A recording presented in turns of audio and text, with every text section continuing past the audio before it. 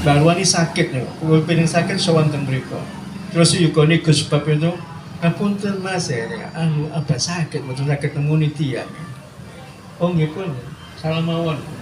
Akhirnya Mbak Arwani teriak sama Gus Bab, Bab, suruh masukkan Bab. Dia melebut kalau alhamdulillah. Saya minta barokah doa, setelah doa alhamdulillah. Setelah saya minta doanya saya keluar sudah. Tak mau mengganggu beliau lagi sakit.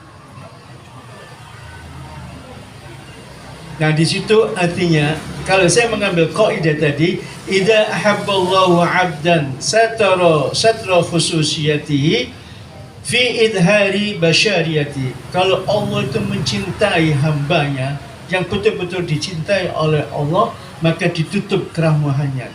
Karomahnya itu tidak ditampakkan, itu ditutup. Yang ditampakkan yaitu kemasyarakatan, kesosialannya, kemasyarakatnya ditampakkan seperti orang biasa. Nah ini alhamdulillah.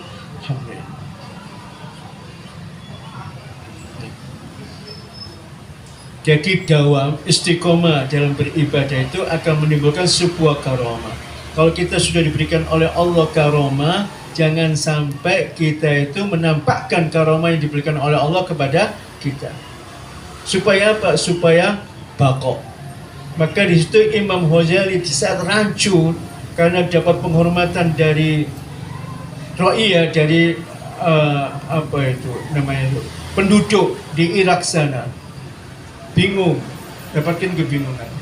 Tapi di saat itu Imam Ghazali dengan rancunya, galau kehidupannya, akhirnya Imam Ghazali itu i'tizal. Dengan i'tizal Imam Ghazali, maka dicetuskan sebuah kitab Ihya Ulumuddin. Jadi asbabnya timbulnya Ihya Ulumuddin karena Imam Ghazali itu karena rancunya kehidupan pada waktu itu, yaitu kerancunya kehidupan Imam Ghazali di saat banyak penghormatan sampai pun Jamaah Rasul itu kerajaan itu menghormati Imam Ghazali. Timbul kebanggaan dan kesombongan, disitulah rancu akhirnya. Setelah dihilangkan itu, maka di situ kata Imam Ghazali, kalau Anda ingin ketemu Allah dan kalau Anda tidak mahjub, tidak tertinding kepada Allah, hilangkan rasa. Timbulkan kecintaan, Anda hanya cinta kepada Allah, mahabbah kepada Allah, jangan sampai mahabbah kepada hal yang lain. Maka di situ ada muhlikat, ada munjiat. Di dalam kitab Ihya itu ada muhlikat, ada munjiat. Jadi munjiat itu kehidupan di saat rancunya kehidupan Imam Ghazali. Muhlikat yaitu kehidupan yang rancu, itu bingungnya Imam Ghazali. Setelah itu munjiat mengarahkan kita untuk selalu berbuat kebaikan, menghilangkan hal-hal yang tidak baik. Hasud, iri, dengki, sombong, ini adalah muhlikat. Ini bahaya hati. Ada kitabnya di Minhajul Abidin, itu menerangkan tentang hati.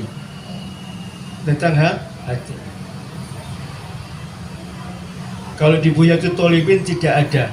Yang ada karangannya sama karangan yang banyak diterangkan tentang hati, yaitu Minhajul Abidin. Mari kita, kalau yang bisa baca kitab, monggo ditelaah kitab-kitab yang dikarang oleh Imam Ghazali. Minhajul Abidin, Buyatul Thalibin, ada Ihya Ulumuddin, ada Al-Insan, ada Majmu'atul Risalatul Ghazali, ada. Bagus, Masya Allah, untuk menenangkan jiwa kita supaya tidak galau dalam kehidupan saat sekarang ini. Karena pada saat sekarang ini yaitu kehidupannya apa? Yaitu banyak kehidupan tentang doktrin ekonomi. Itu yang bikin bingung. Sedikit ekonomi. Ya ekonomi jangan ditinggal. Kita ditegur sama ayat Al-Quran apa? Wabtahi fima atakallahu darul akhirah wala tansa nasibaka minad dunya. Dunia ini cuma tapi ibtigha darul akhirah.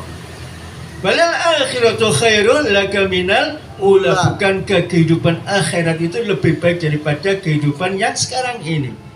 Kita tinggal memilih. Kita ingin memilih hidup yang baqa atau hidup yang fana. Kalau bisa dua-duanya, fid dunya hasanah wa fil akhirati hasanah. Tapi itu sulit. Wabtaghi fima ataqallahu darul akhirah. Carilah apa? Darul akhirah. Dan itu kehidupan akhirat, yaitu dengan keilmuan agama kita berdalam agama supaya kita wusul kepada Allah dan supaya kita pasrah sepenuhnya kepada Allah. Raditu billahi rabba. Bagaimana kita raditu billahi rabba wa bil islami dinan kalau kita tidak belajar tentang ilmu yang menuju kepada Allah. Banyak membaca, banyak mendengarkan pengajian, banyak membaca kitab, baca dianalisa, baca tafsir, baca hadis, dihafalkan, fa insyaallah kita akan menemukan ketenangan jiwa. Karena di dalam ayat-ayat Al-Quran itu banyak teguran-teguran kepada kita yang menegur kita supaya kita itu kembali kepada jalan yang lurus. Kalau kita tidak membaca Al-Quran dan tidak tadabbur ma'ani Al-Quran pada saat sekarang ini, Anda akan galau. Akhirnya larinya iktimad, bukan iktimad kepada Allah, bukan bersandar kepada Allah, tapi bersandar kepada yang lain selain daripada Allah. Ini syirik yang tidak terasa. Masya Allah.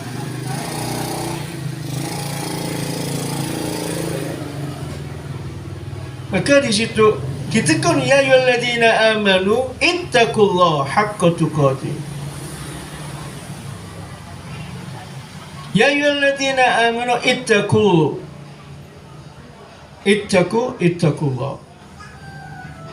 haqqa tuqatih. Nah, di situ gunanya.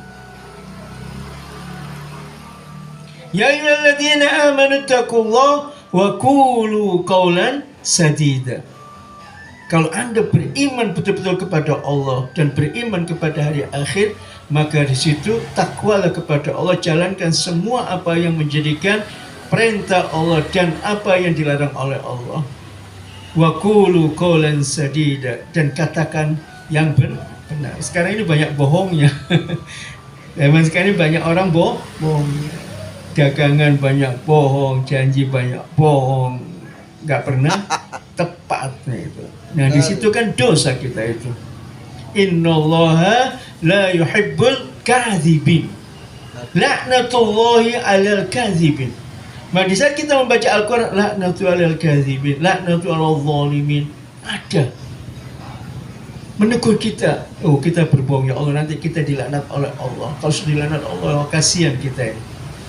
Oh, kita zalim kepada orang lain, menyakiti orang lain, ini orang lain, zalim kepada orang lain, kita akan dapatkan laknat dari Allah. Mari kita jauhi, jangan sampai kita menyakiti orang lain. Jangan sampai menyakiti orang, menggunjing orang lain, menjelekkan orang lain, membohongi orang lain. Ini bahaya. Bahaya, nanti keberkahan hidup kita tidak ada. Supaya kita hidup kita berkah, marilah kita jalankan apa yang diperintahkan, yang dilarang oleh Allah kita jauhi, supaya kita hidup itu berkah. Kehidupan kita itu sementara, kehidupan akhirat adalah yang selama-lamanya. Apa yang kita cari, apa arti hidup, apa sarana hidup, apa tujuan hidup? Tujuan hidup apa? Untuk mencapai kekayaan yang semiliar-miliar, triliunan? Bukan. Mati nggak dibawa. Yang kita bawa apa? Amal kebaikan kita. Maka Rasul mengatakan, min husni islamil mar'i tarku ma la ya'ni. Sebaik-baik kebaikan, sebaik-baik Islamnya seseorang yaitu meninggalkan yang tidak bermanfaat. Yang kalau bisa memberikan manfaat kepada orang lain.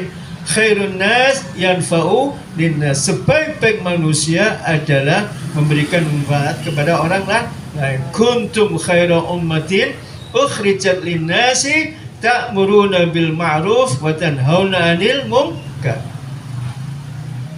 Ya Allah, Quran itu nikmat sebenarnya. Kalau tahu di artinya, tadabbur, membaca, ditadabburi sedikit demi sedikit dengan artinya, merasakan kenikmatan. Syifa, Quran itu syifa, rahmah, hudan lil muttaqin.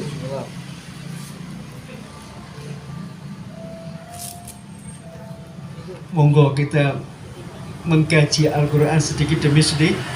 Kita gali isi kandungan daripada Al-Quran. Wa yakunu sabiran 'inda bala'ihi, syakiran li ni'mahi, muhibban li liqa'i, radiyan bi wakilan wa waliyan wa kafilan mukhlisan lahu fi ibadatihi wa mu'tamidan alaihi fi ghaibatihi wa syahadatihi. Sabirun 'inda bala. Jadi kita kata Habib Abdullah Al-Hajj